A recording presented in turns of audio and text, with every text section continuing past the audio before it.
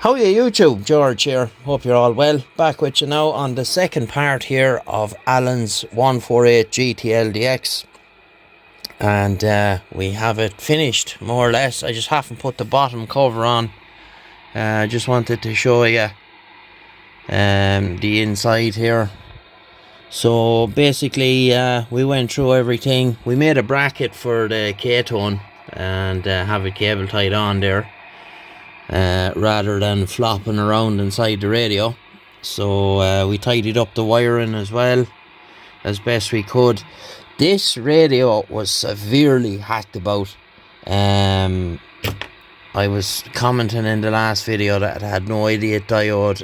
The idiot diode is on the solder side of the board, which is very unusual.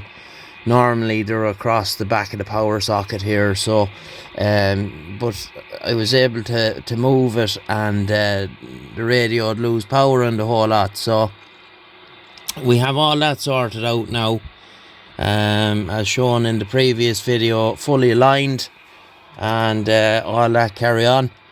Like even simple little things, like if you look at the screws holding the tail end of the screws holding on the circuit board, they're everything non-original. They're big dirty self-tappers, and had to blow it out with the airline quite severely when I was finished, because I noticed there was a lot of like metal dust inside it. So we have all that sorted out, and we have it tuned as we said. So we'll just turn it right way up. Case is secret sauce. She's looking good, and on the tea towel there, a nod to our old friend, the 252 Vanny. Always used to have tea towels on his bench, and God be good to him. It was his birthday the other day. I seen a post from his sister on Facebook there the other day, wishing him a happy heavenly birthday. And we still miss you, Vanny, and he's still helping to show me what's going on with him here. This was his. If anybody is not sure who I'm talking about, I am of course referring to Mark, the Cobra man, the 252, and the man that inspired me to start messing with radios.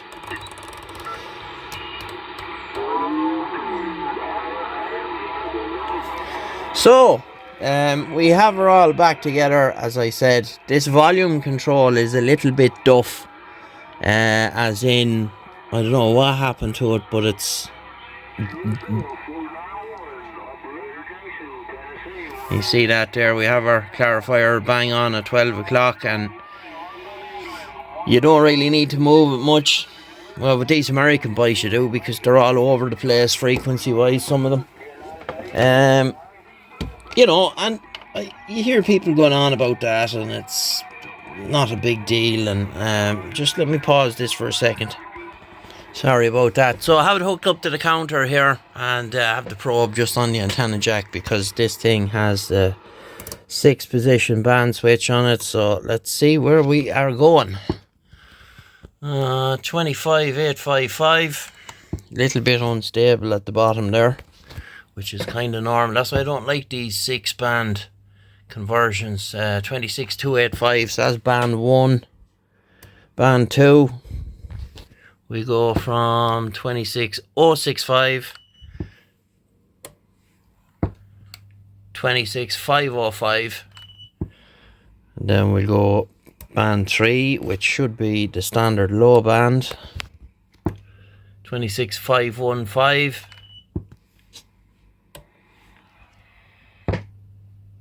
26955. Then we go to mid band, which should be 27965. Yep. To 27405. Yep. Then we go to high, which should be 515 or 415, sorry, to 855, is it? Yeah. And then we go up one more. This should bring us up into 10 meters. 27865. 28305. So she's got all the usual stuff in it there. I'll just turn off that beep.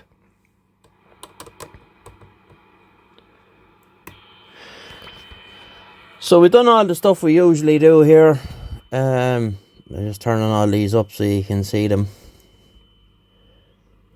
So all the knobs redone in the orange. I used to do them in the blue, but you don't really see it. So I think I'm just going to stick with the orange paint, and you know, it's a lot more noticeable. Somebody had painted in the ends of these here, so I just left it because it's a fairly decent looking job rather than starting to scratch at it. And you could spend an hour there or more removing that black paint from the chrome if you wanted to. So we have a carbon fibre front on there. We have the blue filter and the blue display. We also have our red blue LED here, and we have the Irish Custom Radios meter face. Go on. No, I'm not going to start messing now with camera settings. But so with the Y-face meter, we've got an LED in there. We have the backlit switches, all the usual stuff, and the secret sauce and whatnot. The cases aren't bad. There are a few marks on them. You know, the secret sauce is good, but it will not get rid of scratches. It just makes the case look rich and kind of vibrant looking the way it was when it would have been new.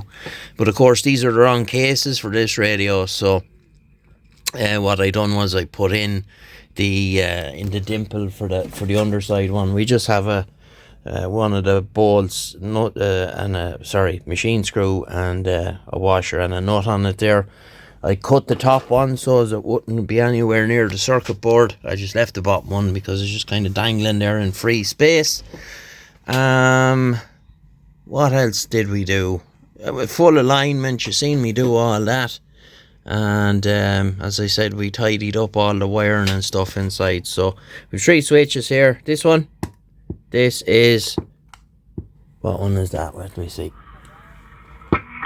That's the K-tone there, so turn that off. Now we have standard beep, and she's working really well there. 1, 2, 3, 4, 5. Hello, radio. So she's doing a good job. Well, the mic end is turned down there. I turn that up. Audio 1, 2, 3, 4. You put a power mic on that, drive the audio stages a little bit harder. Never does them any harm. So we have the dual controls there. We have 4 of them total. This one here has been changed to a dual control, which handles the SWR cal and variable AM FM power. You know, kind of a pointless mod really, because if you want variable power anywhere, it's on sideband, you know. But however, yeah, she's looking good. So all I gotta do now is stick the bottom case on it, and it's ready to go home, Alan. So I hope you're pleased with it. And it was nice to work on it. She's had a bit of a hard life, this one, but we've brought it back to where it should be, where it's looking decent. So I'm going to stick the camera here on the side, and we'll do a bit of a time lapse of me putting this thing back together. So just plug out the microphone there first before we start.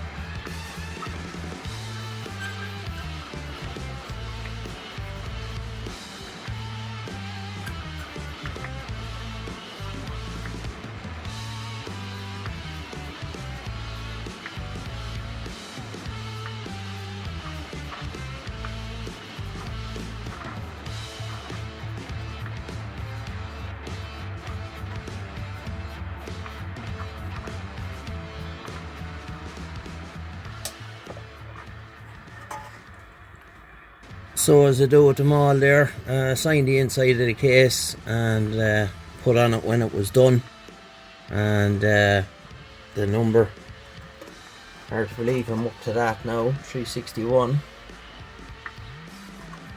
But you don't feel it going through them. I'll put the lid back on, and brand new screws, stainless steel.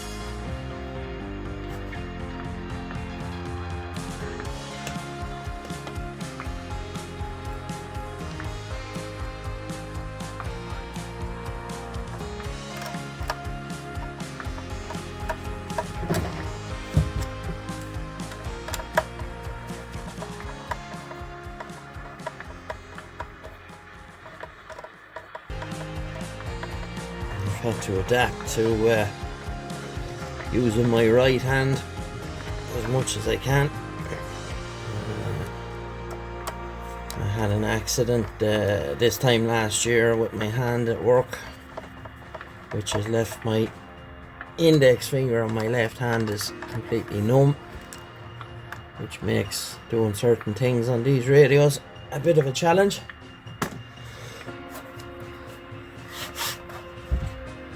Now, what am I looking for? The chrome. I done the best I could with it, but it's not 100%. I reckon it's one of these cleanup kits that what do you call them, was doing back in the 90s. Truck King, or whatever you call them. A bit of stray orange paint there.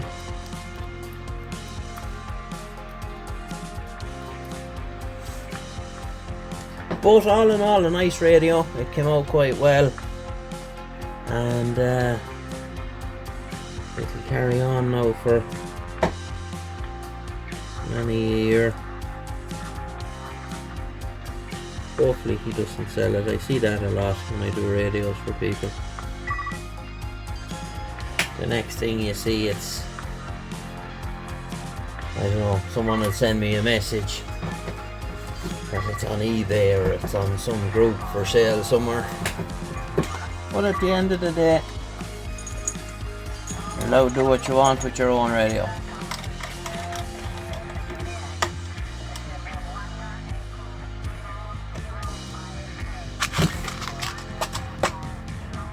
Oh, where's me stand? We have to get the beauty shots, of course.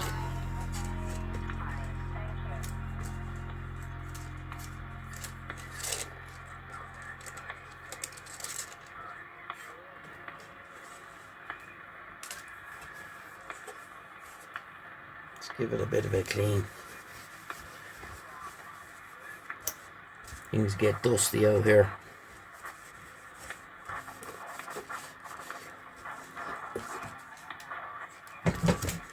We'll get rid of the tea towel. Gotta be good to have any. I'll turn that off. Doesn't need it. Come on. Need your power cable.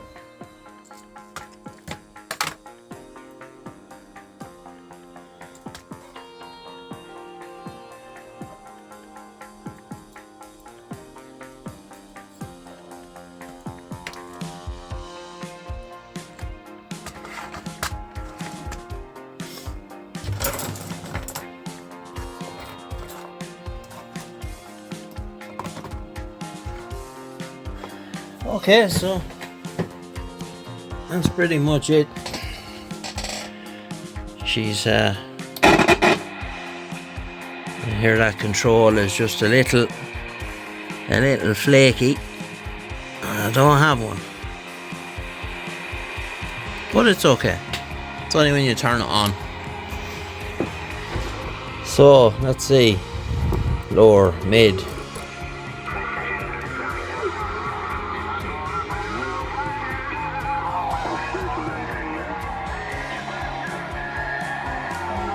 So that's pretty much it, guys. Another one bites the dust. And we'll get you in the next one. 73s.